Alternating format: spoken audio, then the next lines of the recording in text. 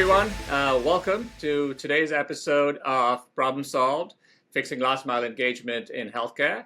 I am Shubhdev Gupta. This is our second episode, and really excited to be here and welcome our guest. Today's episode is all about reaching members, and we have the honor of welcoming Katie Guhr, SVP of Medicare and Client Services at BroadPath. Welcome, Katie. Hi, thanks, Shiv. It's good to see you again. Good to be with you. Likewise, this is great.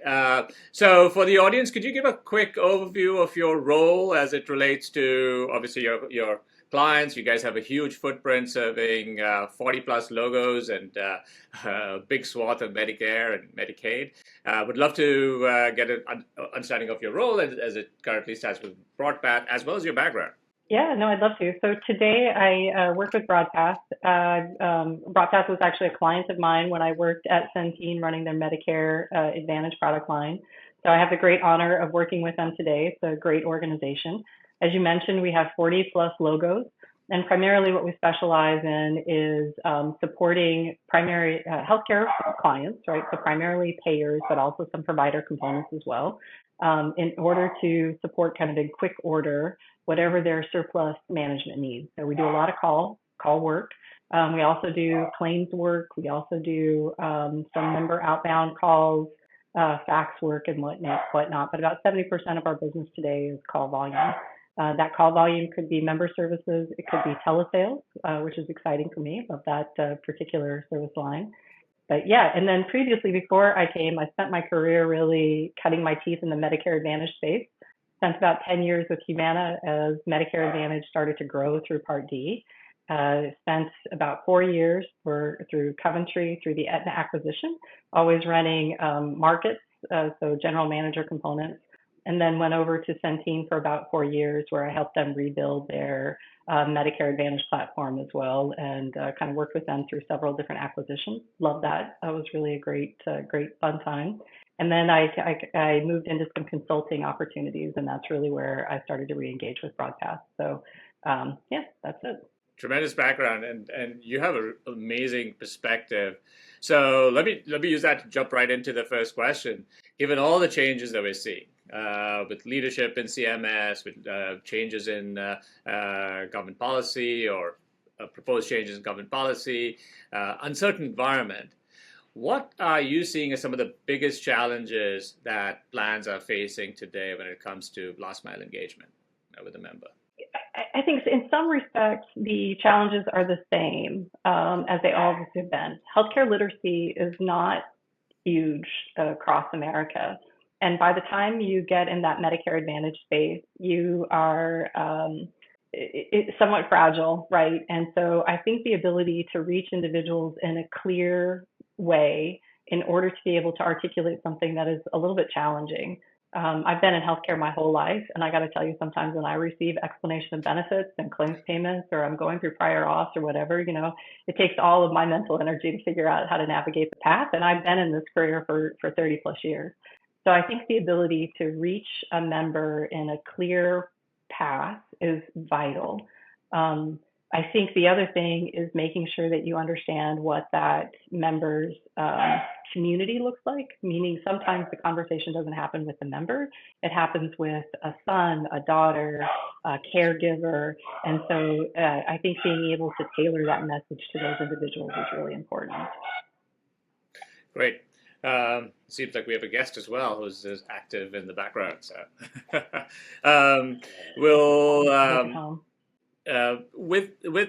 given your vantage point as you guys work with so many clients, and you work with across the year, and you have view a lot of emerging issues, what are some of the trends that you're seeing across your client base, across your contracts, as how plans are looking to solve and address member engagement issues? Yeah, there's two things that I've seen, I think, that are really interesting. The first one is during this past AEP cycle, I talked about healthcare literacy and, really trying to make a very simple message. I think there were a lot of changes with Part D, lots of changes, the donut hole went away. The way that individuals kind of structured their plans were different, a lot of cost pressures. And I think for the first time, I really saw the industry leaning in to share industry trends, right? So how do you don't not just articulate what is happening within your plan benefits, right? Like this benefit is changing from this to this is how you navigate it, but really talking about the ecosystem in which you live, right? So here's what changed within the federal government. Here's what that means for the industry, and here's what it means for you. I thought that was unique because it now exposes a larger environment for individuals to think through, right? So it's not just, oh, I love the way my insurance company did or didn't do it. I think it was kind of showcasing the way that a healthcare payer has to navigate within an industry. I thought that was really interesting and unique. I think the other thing that I've seen within the industry is the attempt to try to understand what's going on in that member's life in a way that is more complete, right? So a little bit of the AI, you hear a lot about like next best practice, but I think the part that I really love is where you're trying to understand that member before they even become your member, or as soon as they become your member. What is it that you are trying to learn, and how do you kind of navigate a personification of that particular client segmentation in a way that is smart and effective right from day one, so that they're new, you grabbed them, you kind of enfolded them into the organization, and they feel like there's an ease of navigation. They understand what you're trying to do, they understand how to navigate, and they have like ultimate client satisfaction. I think that is kind of in the nascent stages, and that I think is very exciting. I couldn't agree more. In fact, looking at every member and recognizing their individual needs and understanding their barriers, they're not just a one-size-fits-all identical member. Everybody has unique issues.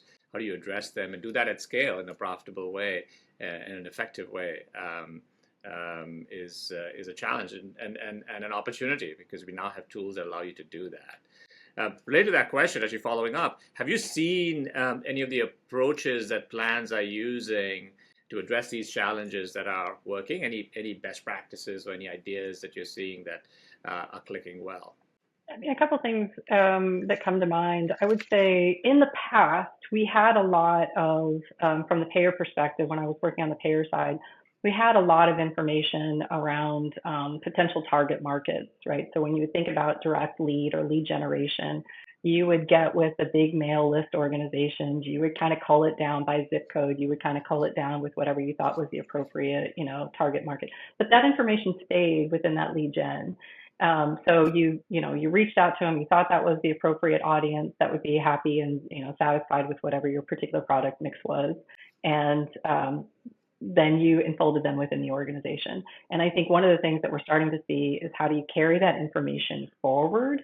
And now, like, you selected that particular population for a reason. What is it that you know about that particular population as you start to engage with them already?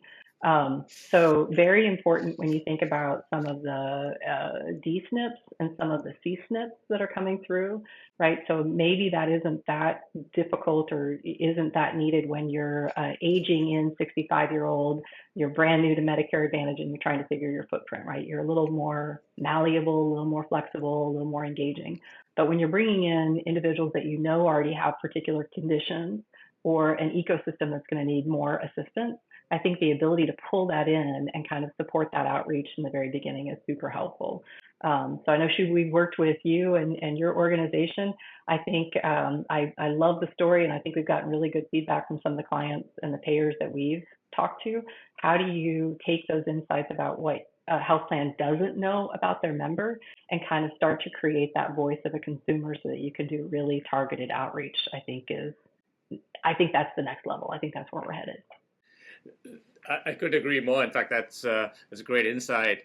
What we're seeing, and when we were working together, one of the things that came up is using that, like knowing about the member is important and absolutely essential, then applying that knowledge in how you engage with the member. So in that outreach, does your communication reflect it? In the outbound calls, do you have the empathy? Do you have the voice that reflects the situation or context around the member? This is something that you've spent a lot of time thinking through and actually acting on, empathy training, and how do you improve those interactions. Talk a little bit about some of those areas that have worked for you, and especially for these hard to reach, hard to engage segments of the population that we work with on a regular basis? Yeah, so I think empathy training with a senior population is of the utmost importance. A lot of times the agents or the advocates that we have that are working in the organization are young. They're just kind of starting their career. Right. And so how do you really channel the clientele that you're serving? So in your 20s, in your 30s, how do you really kind of personify this member as being, a parent, a grandparent, your favorite elderly neighbor? How do you listen for understanding? How do you recognize that there may be hearing challenges or a language barrier? How do you acknowledge a concern that somebody comes in? So how they usually they call in, they're a little upset, they're trying to navigate a very complex organization. How do you acknowledge, validate, de-escalate, and then solve a particular issue, right? And I think when you're starting your career, that's a muscle that maybe needs to be massaged a little bit. And so we have done a lot of simulation training in that respect. So how do you run a simulation? How do you listen to really good calls? How do you kind of pull out really strong behaviors? How do you, and then practice that in a safe spot? So whether it's in the training component or a nesting, which is a term that we use when you're out of formalized training, but you're not fully on the production floor. So it's a little bit hybrid. You're taking a few phone calls, but then you come back into the training environment and talk about what those calls look like. Were you, able to navigate that appropriately? And even sometimes taking the client call scripts that we get, client calls with this particular problem, this is how you solve it, interjecting some of that empathy prompts to make sure that you're really, kind of reminding that agent to really engage in a meaningful way, I think is very important. The other thing that we've done, and this has really been exciting. So as you know, back in January, BroadPath was acquired by an organization named Sagility. Sagility is a very large organization based out of India. They have a lot of great technology. So good story about the acquisition, but one of the technology components that they have that we're really excited about is kind of a voice accelerator that sharpens the audio coming in so that and audio going out, and it modulates the individual's accent to the caller's accent. So now you can kind of use a technical solution for a person-to-person interaction that removes accent, that improves call quality, removes background noise. So that I think is we're really excited about what that looks like. That gives us the ability, I think, in some cases, to use more offshore resources where an accent has been difficult, to be able to actually have a really solid conversation with that particular member. How has that changed? That's amazing. How has that changed call center performance or some of the outreach conversations using metrics that you guys use, and also showing up in the quality measures that CMS looks at? It's a big deal. Yeah, it's too new to, I think, really, from our perspective, to really understand how it's going to impact some of the STARS measures. But I can tell you that we do a lot of customer surveys after the call, and we're seeing good results from it. Sagility really prides themselves on NPS scores and quality scores, and many of our contracts with our payers are tied to those particular metrics. So client satisfaction scores being at a certain rate, NPS scores being at a certain rate post-call, and we've seen great improvement. So it's a combination, right? Slowing down, making sure that you've really answered all the questions, confirming that at the back end of the call, and then the technical components that really make that communication a solid communication, I think has it's been great. So now how that translates to a STARS perspective, right? The acquisition just took place in January, so we'll see that probably in the next cycle, but we're hopeful. It sounds exciting. There was one area actually that was highly sensitive, was almost controversial, but it was a lot of attention was paid to it last year and continues to be is the CMS call testing, where they would dial in, and there was a fair amount of sort of implications of getting it right and getting it wrong. You guys have been very innovative in that area, and we share clients and common clients and hearing about that. Would love your perspective on call testing and how you guys have, and what do you recommend to other organizations who are grappling with that right now? Yeah, absolutely. When I lived on the payer space, usually there was one number that called on the CMS test calls. You would quickly know what that number was, and you could flag within your ecosystem that that number was a CMS test caller via red alert. Maybe it would get flagged to your top client, your top agents or whatnot. That changed when CMS kind of engaged with a different consulting organization, and they had work at home individuals that were making these test calls. So now the calls are coming from all over the nation. They're all different phone calls. You can't really tag them. But what we did realize is that CMS is offering the ability to train those testers, right? So they, ramp up, ramp down to be able to do these test calls. They have to be able to give these CMS testers kind of an opportunity to train as well. So you as an organization, as a payer, can offer to be part of the training program that a CMS calls and starts that whole protocol. You can be on the ground floor. So the great news is it's a very collaborative process with CMS. So that I think is helpful from the payer perspective. From the agent perspective, you start to understand what the questions are going to look like and start to hear some of the voices.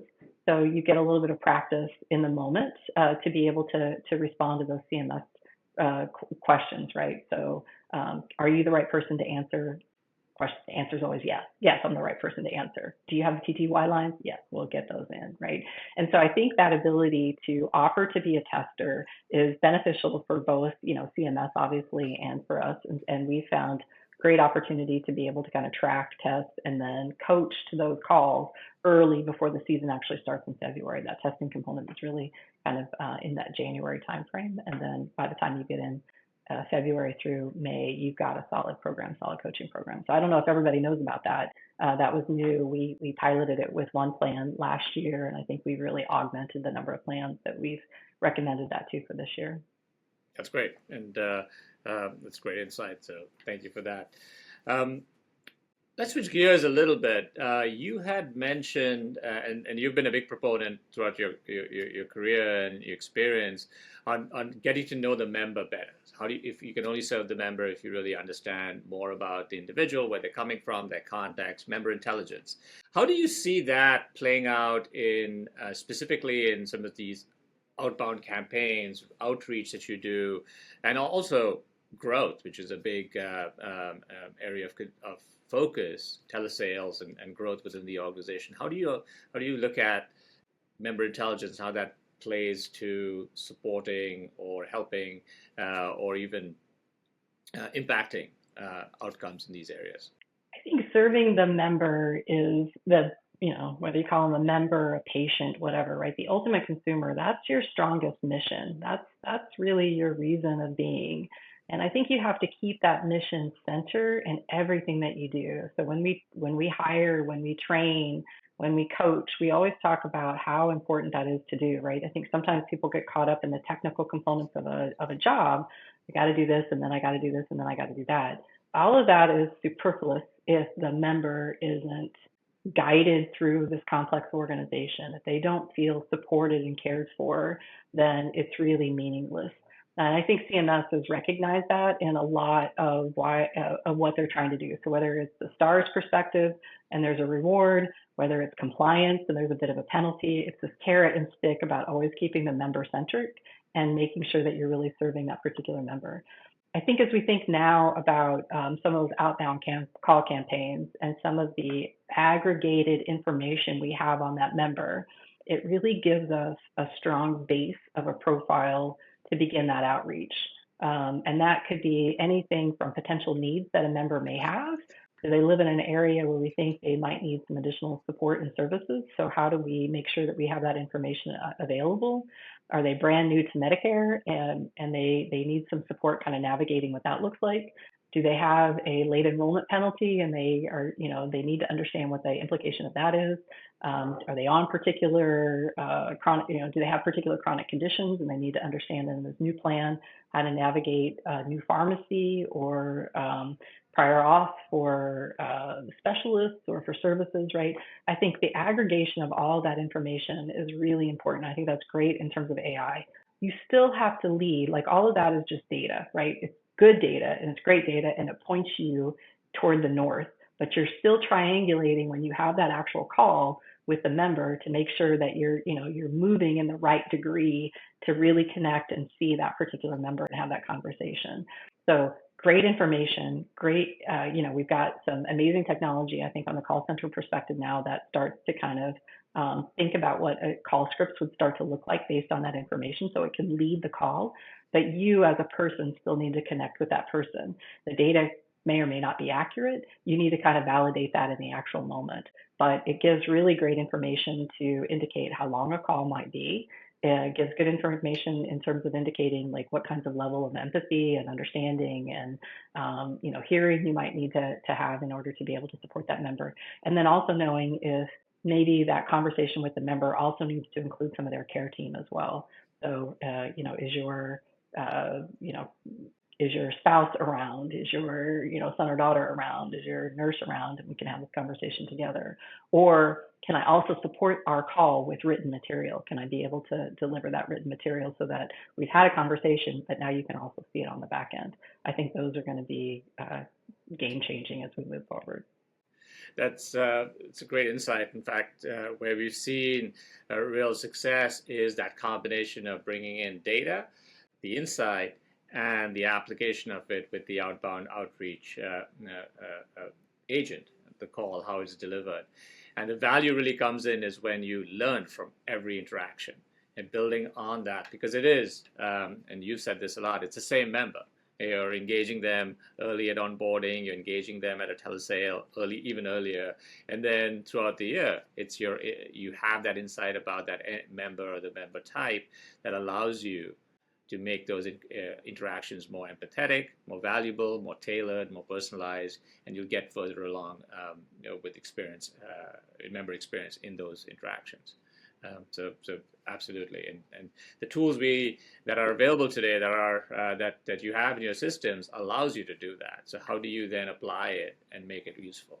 One of the things that so I want to switch gears a little bit into an area that is top of mind for many of the listeners when they're thinking about growth. We talked about growth. So CSNPs is an area that has seen a rapid growth in the past year. What have you seen? So CSNPs is growing. However, there's still challenges as you add more members. There's some operational issues that plans are working through. How do you see, and what are the insights you have or guidance you have for plans as they're looking to improve that experience for newly acquired members right from get-go? Yeah, we saw a lot of CSNPs in the industry last year, a lot of DSNPs. I think the industry really thought that's where a large amount of growth was going to take place. And there was a lot of activity from the telesales perspective in terms of selling individuals that were eligible for those particular products. The challenge is validating that the individuals actually have that particular condition and qualify for that plan. So while you may make the sale, right, then they then go kind of in this validation component. You need physician sign off, maybe for a chronic care condition. You need proof of that particular diagnosis. And so there were some challenges, and I think the fallout was greater than what some plans had expected, right? They thought they had a sale, couldn't validate it, and then the member, doesn't exactly fit that plan. And so I think as we go into this next cycle, I think individuals are still thinking through what CSNPs and DSNPs look like. I'll come back. I think there's going to be some challenges with DSNPs in terms of Medicaid eligibility in the future.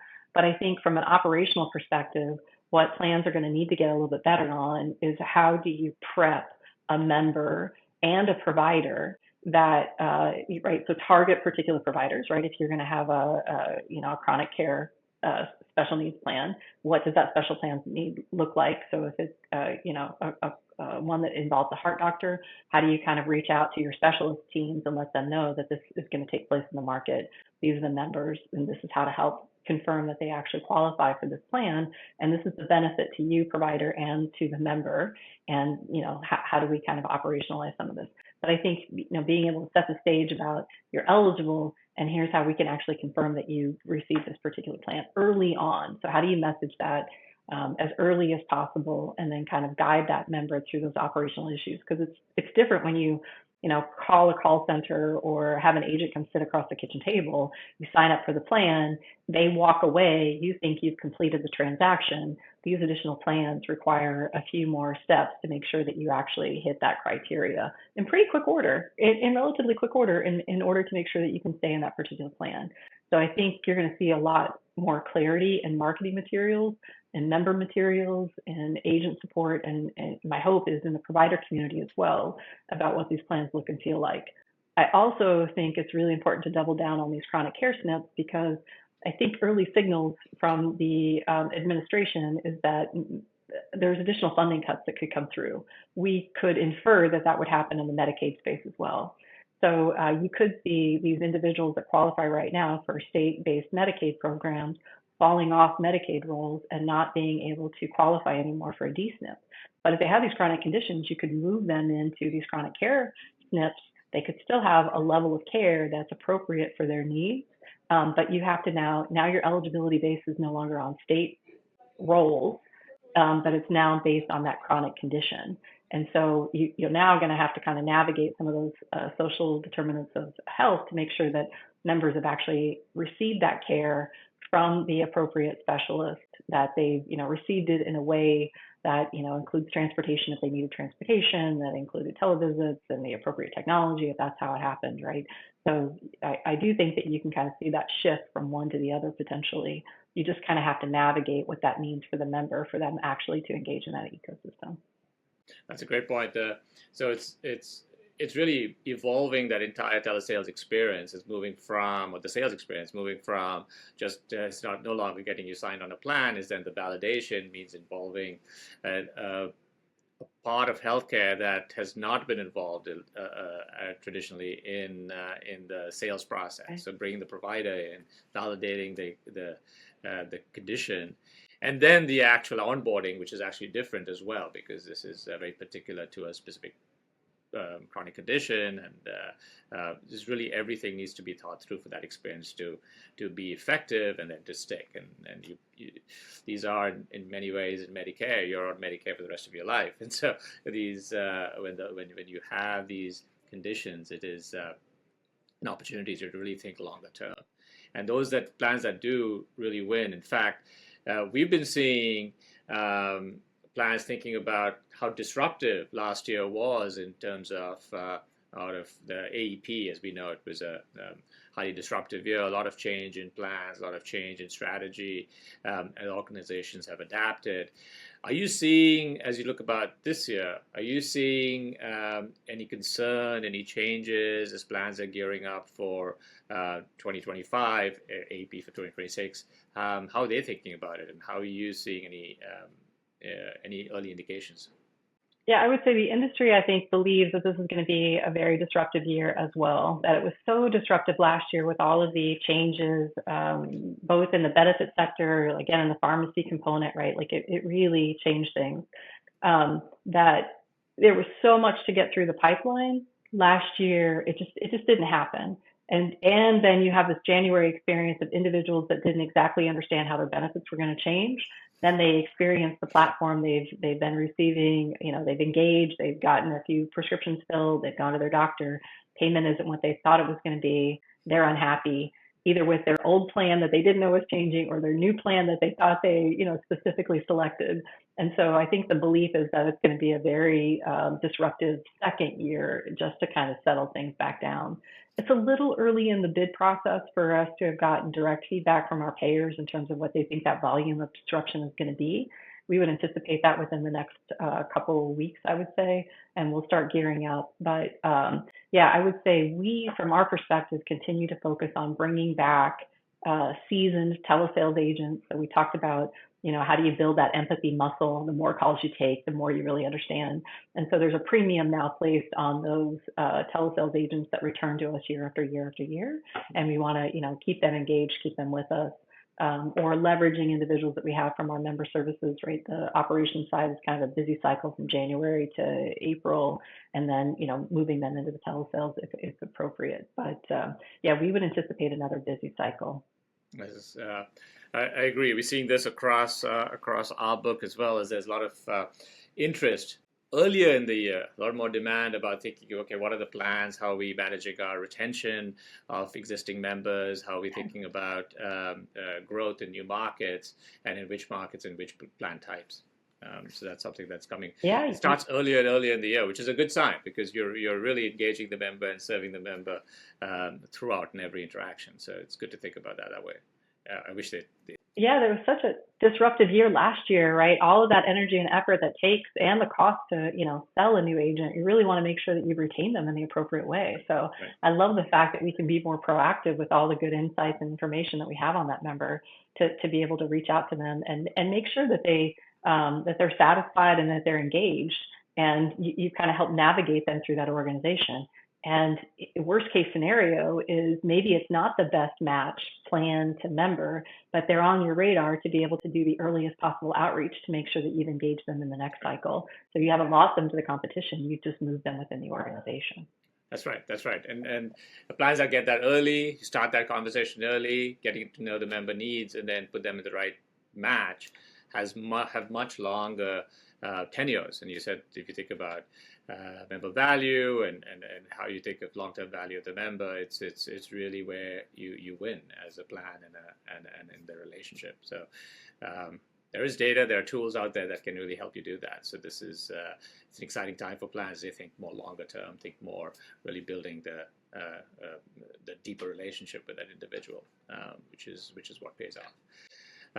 Great. So we are coming up to the end of time, but I wanted to actually leave or have one last question for you. And this is for our members. It's so one question we ask all our guests is, if there is one takeaway you want your plan leaders and our listeners to leave with about last mile engagement and improving it, what would it be? What's your recommendation? Last mile engagement. I think when I think about my career, I think over the last 30 years, we've really reimagined what healthcare starts to look like for members, right? When you thought about like typical claims expenses, it was all based in the medical environment. I think the ability for us to really look not just as a slice of a member, but look at the member holistically as we started to bring in like their ecosystem. What does their environment look like? What does their community start to look like? How do you communicate with them in a clear, concise way? How do we guide all of our individuals that are part of that member's care journey, whether it's the telesales agents, the member call services, the nurse outreach, the whatever. I think the ability for us to really treat that member as a whole person is so vital. I think that's really where you make that connection, and I think that's where that person really starts to feel heard. And I think that ability to gain that information early on. Again, I think in my past life, you would start to build that profile of a member based on when they would engage with the health plan, right? They are on this number of drugs, they have had these chronic conditions, they're in this disease management program. But I think the ability to really understand on day one how that person enters the ecosystem really starts to groom that conversation to make it a much stronger experience for everyone. And I can tell you, I've seen it personally when the member feels like they are supported holistically and the health plan understands holistically how to engage that member, everybody wins. Claims costs are going down. You don't have emergency room visits that were unanticipated. Retention rates improve dramatically. And so I think that's really my hope for the industry, is that we continue to really aggregate and see and drive the mission of being able to support the whole person, as opposed to just kind of thinking of it in a siloed fashion. I'm hoping that day has come and gone. Yes. This is great. So thank you so much, Katie. And I really, really appreciate your time and really enjoyed the conversation. Thank you. And thank you to everyone. Thank you, Shu. It's great talking to you. Okay.